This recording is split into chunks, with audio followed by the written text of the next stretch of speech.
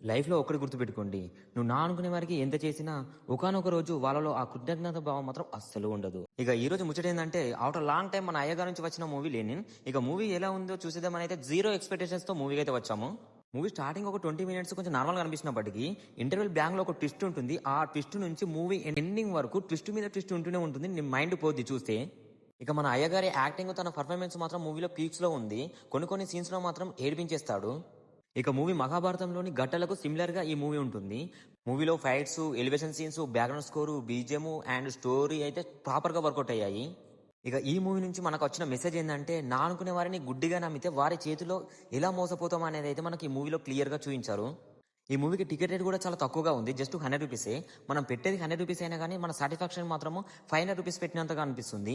మీరు కూడా ఈ మూవీని చూడాలనుకుంటే మాత్రం ఎటువంటి డౌట్స్ పెట్టుకోకుండా వెళ్ళి థియేటర్లోనే ఎక్స్పీరియన్స్ చేయండి. మూవీ మాత్రం చాలా బాగా అనిపిస్తుంది. ఎటువంటి అడల్ట్ కంటెంట్ లేదు. ఫ్యామిలీతో కానీ ఫ్రెండ్స్తో కానీ ఆరామ్సే చూడొచ్చు. Thanks for watching. బాయ్.